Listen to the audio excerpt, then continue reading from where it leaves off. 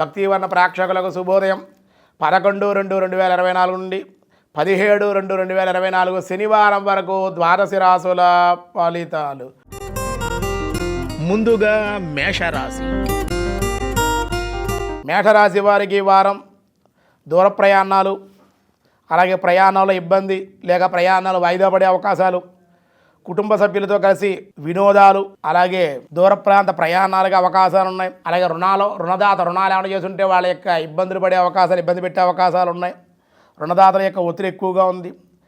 అలాగే మాతృకలత్ర సంబంధికులతో కలహాలు, ఉదరానికి సంబంధించి శారీరక అనారోగ్య సమస్యలు, ఉద్యోగస్తులపై కొంచెం ఇబ్బంది, అధికారులతో కూడా ఇబ్బందిగా ఉండే అవకాశాలు ఉన్నాయి. మరింత అనుకూలంగా ఉండడం కోసం మేషరాశి వారు ఉన్న సమస్యలు తగ్గాలంటే సుబ్రహ్మణ్యేశ్వర స్వామి యొక్క ఆరాధన, సుబ్రహ్మణ్యేశ్వర ఆలయ దర్శనం, హనుమత్ దర్శనం కూడా చేయండి. మంగళవారం చేయండి. అన్ని విధాలుగా మీకున్న సమస్యలు తీరే అవకాశం ఉంది. తదుపరి వృషభ రాశి. వృషభ రాశి వారికి వారంలో మిశ్రమదాయకంగా ఉంది. ఆదాయ మార్గాలు ఉన్నప్పటికీ అనేక రకాలుగా ఖర్చులు ఉంటాయి. విద్యార్థులు చదువుని శ్రద్ధ లేకపోవడం, ఉత్తీర్ణత కాలేకపోవడం, లేదా చదవలేనేమో అనేటువంటి న్యూనతాభావం లోపల ఉండడం, అశ్రద్ధ, బద్ధకము కొంచెం ఇబ్బంది పెట్టే అవకాశాలు ఉన్నాయి. కాబట్టి కొంచెం విద్యార్థులు శ్రద్ధగా చదవాలి. అలంకార వస్తు వస్త్రలాభాలు ఉన్నాయి. ప్రేమ వ్యవహారాలు అయితే అనుకూలం. ప్రేమ వివాహాలకి అవి ఎంతో కాలంగా సంబంధాలు కుదరనటువంటి సంబంధాలను కుదిరే అవకాశాలు, కొంతమంది చదువులో ఆటంకాలు కూడా ఏర్పడే అవకాశాలు. ఉద్యోగస్తులకి బాగుంది. ఇనుము, మైనింగు, షేర్ మార్కెట్ వ్యాపారస్తులు కూడా మిశ్రమంగానే ఉందని చెప్పుకోవాలి. ప్రభుత్వ ప్రైవేట్ రంగంలో ఉండేటువంటి వాళ్ళకు కూడా మిశ్రమంగానే ఉంది. నిరుద్యోగులకు కూడా ఇంకా నిరాశ మిగిలే అవకాశాలు ఉన్నాయి. మరింత అనుకూలంగా ఉండడం కోసం మేధా దక్షిణామూర్తి ఆరాధన, గురువారం రోజున గురుదేవుడి యొక్క ఆలయ దర్శనం, గురువుల యొక్క ఆశీర్వచనాలు, ఇష్టదేవత అర్చన, స్మరణ కూడా మీకు మేలు చేసే అవకాశం ఉంది. తదుపరి మిథున రాశి. మిథున రాశి వారికి ఈ వారం స్వల్పంగా అనారోగ్య సమస్యలు, వైద్యుల సలహాల మేరకు చికిత్స, స్వస్థతకి కోలుకునే అవకాశాలు, సామాజిక స్థితి, సంఘంలో గౌరవ ప్రతిష్టలు, కొత్త ఆహ్వానాలు అందుకునే అవకాశం, తెలివితేటలతో ముందుకు వెళ్ళగలుగుతారు. సంతోషకరమైన వార్తలు వారాంతాల్లో వింటారు. కొన్ని పనులు సాధించుకుంటారు. కొంతమంది రాక కూడా మీకు ఆనందాన్ని ఇస్తుంది. పై యొక్క అధికారుల యొక్క మెప్పు కూడా వారాంతంలో పొందే అవకాశం. వ్యవసాయదారులకు శక్తికి మించి కష్టపడి రావడం, కష్టే ఫలి అన్నట్లు కష్టం ఫలితాన్ని చవి చూసే అవకాశాలు ఉన్నాయి. ధనాలకు కూడా కొంచెం ఇబ్బందిగా ఉండే అవకాశాలు ఉన్నాయి. వ్యాపారస్తులకు కూడా లాభాలు ఈ వారం కొంచెం తగ్గే అవకాశాలే ఉన్నాయి. మరింత కష్టపడాల్సిన అవసరం ఎంతైనా ఉంది. మరింత అనుకూలంగా ఉండడం కోసం మిథున రాశి వారు వీరు కూడా చక్కగా విశేషంగా విష్ణు సహస్రనామ పారాయణ చేయండి, లేదా వినండి, చేయండి. లేదా విష్ణు సహస్రనామత పుష్పాలు కానీ తులసిదళాలతో కానీ స్వామిని విశేషంగా అర్చన చేయించండి. దానివల్ల మీకు చాలా అనుకూలమైన పరిస్థితులు పొందే అవకాశం ఉంది. తదుపరి కర్కాటక రాశి. కర్కాటక రాశి వారికి అనారోగ్య సమస్యలు, పిల్లలతో కూడా ఇబ్బంది, కుటుంబ వాతావరణం అనుకూలంగా లేకపోవడం, ధనాదాయానికి ఇబ్బందులు, రావాల్సిన బాకీలు వసూలు కాక ఇబ్బంది, సమయోచితంగా మాట్లాడలేకపోవడం, ఎవరిని సహాయం అడిగినా చేయలేకపోవడం, దానివల్ల అశాంతికి లోను కావడం ఉంటుంది. శత్రువులు మీపై కొంచెం ఇబ్బంది పెట్టడం, శత్రువుల వల్ల బంధువుల వల్ల కొంచెం ఇబ్బందులు ఉన్నాయి. వాదోపవాదాలు ఉన్నాయి. సహోద్యోగులతో కూడా జాగ్రత్తగా మెలగాలి. ఇతరుల విషయంలో జోక్యం చేసుకోకుండా ఉంటేనే ఈ వారం మీ పనేదో మీరు చేసుకుంటే అన్ని విధాలుగా బాగుంటుంది. ఇంకా అనుకూలంగా మన సమస్యలు తగ్గాలంటే పరమశివుడు సోమవారం అభిషేకించడం, అర్చించడం, స్మరించడం చేయాలి. అమ్మవారిని కూడా దర్శించండి. అన్ని విధాలు దుర్గా మల్లేశ్వరి యొక్క ఆరాధన, దర్శనం మీకు మేలు చేసే అవకాశాలు ఎక్కువగా ఉన్నాయి. తదుపరి సింహరాశి. సింహరాశి వారికి ఈ వారం సంతోషకరమైన వార్తలు వింటారు, శుభవార్తలు వింటారు, కొత్త ఆహ్వానాలు అందుకుంటారు. పెద్ద పెద్ద కంపెనీల్లో మీరు పనిచేయాలనుకున్న మీ కోరిక ఏదైతే ఉందో, మీ లక్ష్య సాధన కోసం విద్యార్థులు కానీ ఉద్యోగస్తులు కానీ ప్రయత్నం సానుకూలంగా ఉంటుంది. వ్యవహారాలు కలిసి వస్తే ఆనందకరంగా ఉంటే కుటుంబ జీవనశైలి కూడా మార్చుకుంటారు. ప్రేమ వ్యవహారాలు వర్ధిల్లే అవకాశం, మిత్రుల యొక్క కలయిక, బంధువుల కలయిక, నూతన గృహ నిర్మాణం కానీ స్థలం కానీ కొనే అవకాశాలు, మీ చేతుల మీదుగా కొంతమంది వ్యక్తులు సహాయ సహకారాలు అందిస్తారు, దాన ధర్మాలు చేస్తారు. యాదృచ్ఛికంగా దేవాలయ దర్శనం కూడా చేసే అవకాశాలు ఈ వారం ఉన్నాయి. చేసే అవకాశం కూడా ఉంది. కాబట్టి కొత్త వాళ్ళ పరిచయం అయినప్పటికీ కూడా కొత్త వాళ్ళ పరిచయం అయినా కానీ ఆచితూచి జాగ్రత్తగా ఉండాలి. ఎవరికి అప్పు ఇవ్వడం కానీ, మధ్యలో షూరిటీగా ఉండడం కానీ, ఇలాంటి పనులు ఏవి చేయకుండా ఉంటే ఈ వారం మీకు ఇబ్బందులు తొలగే అవకాశం ఉంది.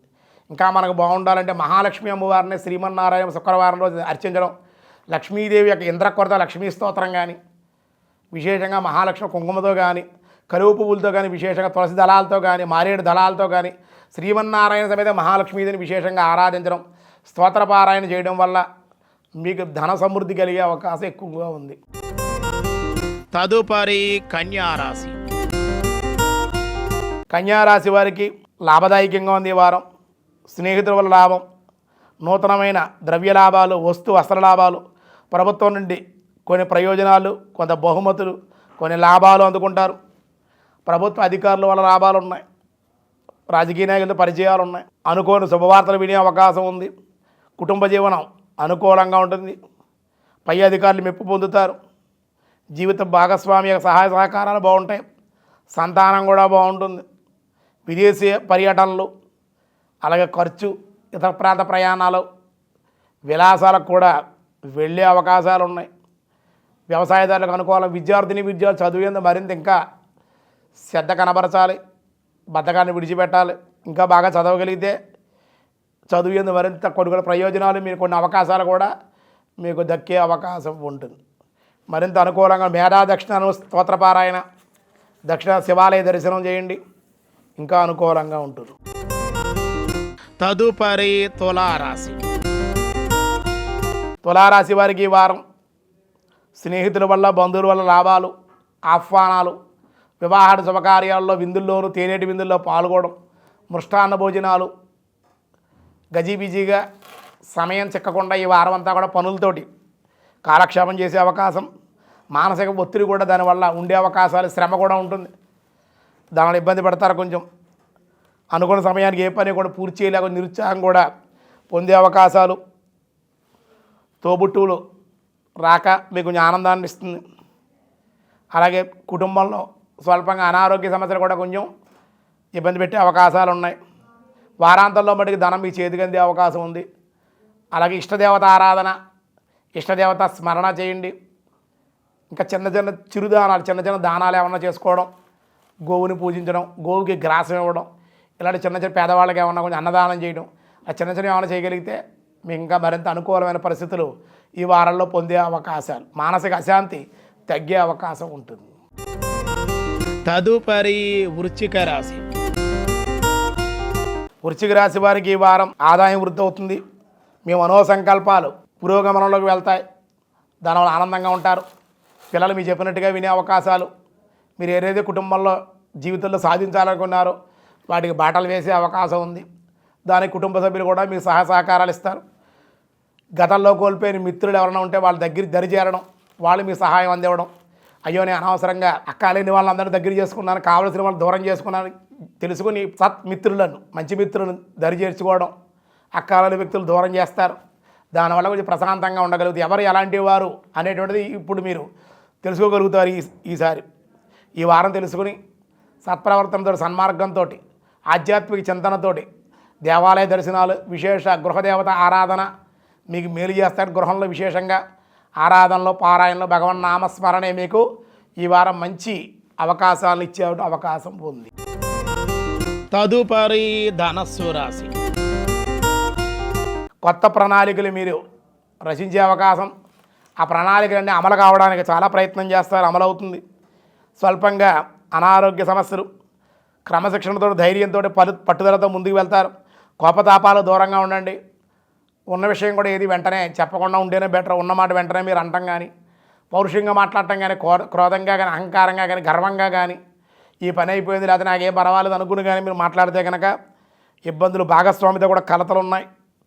జాయింట్ వ్యాపారస్తులతో కూడా ఇబ్బందులు ఉన్నాయి. జాగ్రత్తగా చూసుకోవాలి.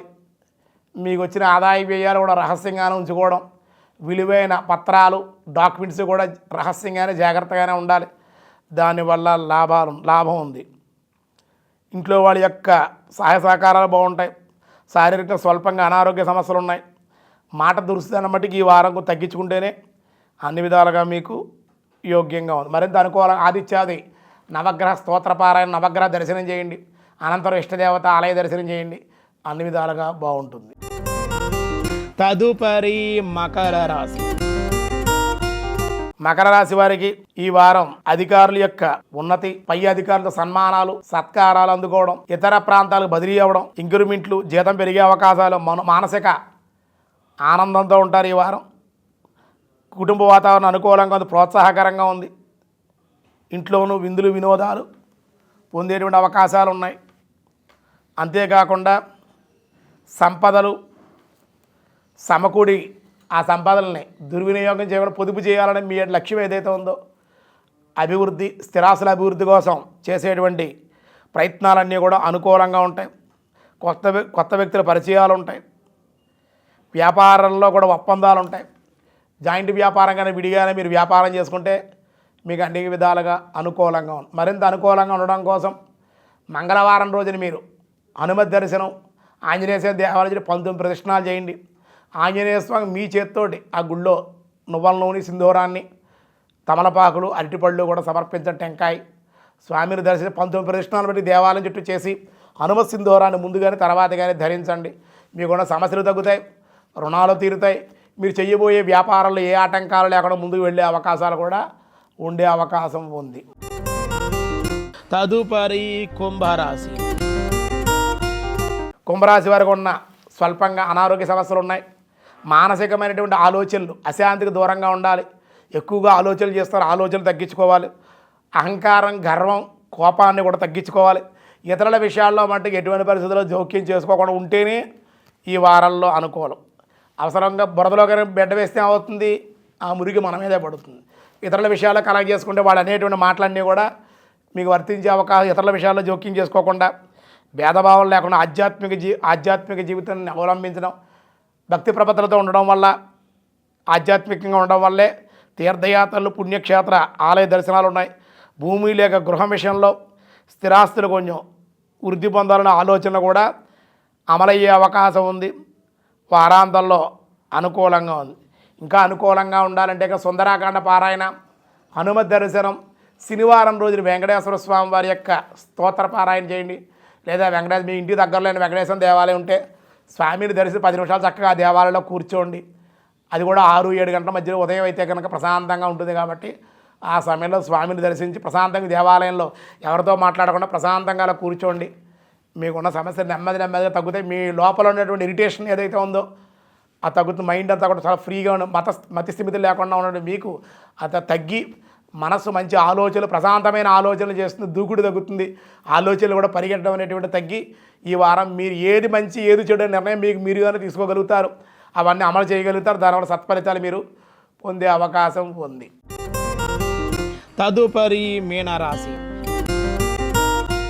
మీనరాశి వారికి ఈ వారం కొత్తగా నిర్మించాలని గృహ నిర్మాణం కానీ కొనాలని, వాహనం కొనాలని మీ ప్రయత్నాలన్నీ కూడా నెమ్మదిగా వాయిదా పడే అవకాశం. రాజకీయ నాయకులు కానీ పలుపుగడ్డ వ్యక్తులతో విరోధాలకు దూరంగా ఉండాలి. ఇతరుల విషయాల్లో జోక్యం చేసుకోకుండా ఉంటే మంచిది. వ్యాపారంలో లాభాలు ఆర్జించాలి. ఈ వారం బాగా లాభాలు సంపాదించుకోవాలనుకుంటున్నారు, కానీ మిశ్రమంగానే లాభాలు వచ్చే అవకాశం.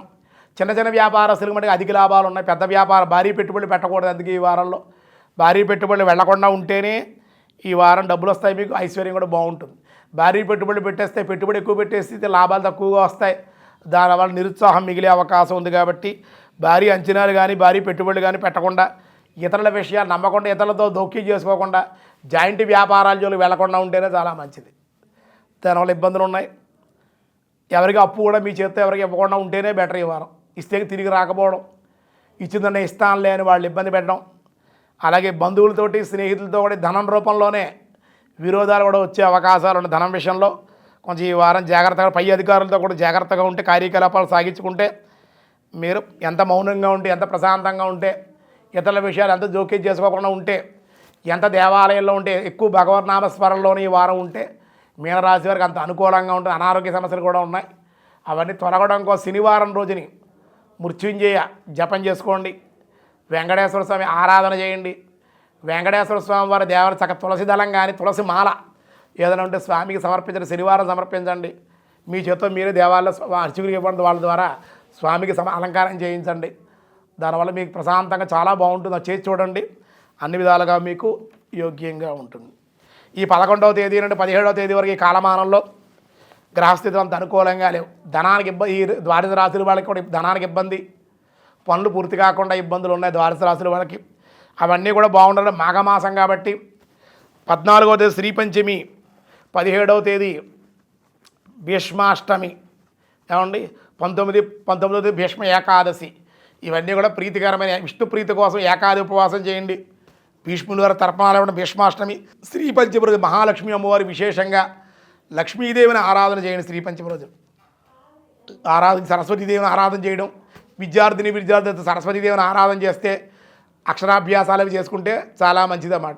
పెద్దవాళ్ళు అయితే కనుక వ్యాపారం కోసం లక్ష్మీదేవిని ఆరాధన చేస్తే వాళ్ళ పిల్లలేమో సరస్వతీదేవిని ఆరాధన చేయాలి, పెద్దవాళ్ళు లక్ష్మీదేవిని ఆరాధన చేసుకుంటే దీనే మదన పంచమి, శ్రీ పంచమి అన్నారు. ఏకాదశి ఉపవాసం కూడా చేసుకోండి. భగవద్ ఆరాధన, భగవద్ దర్శనం, ఇష్టదేవత స్మరణ, వీలైతే పుణ్యక్షేత్ర సందర్శన, మాఘస్నానం కూడా చేయండి. చేస్తే ఈ వారంలో ఉన్న సమస్యలు చికాకులు తగ్గి ప్రశాంతంగా ఆధ్యాత్మికంగా ఉండి ప్రశాంతంగా ఉండే అవకాశాలు ఉన్నాయి.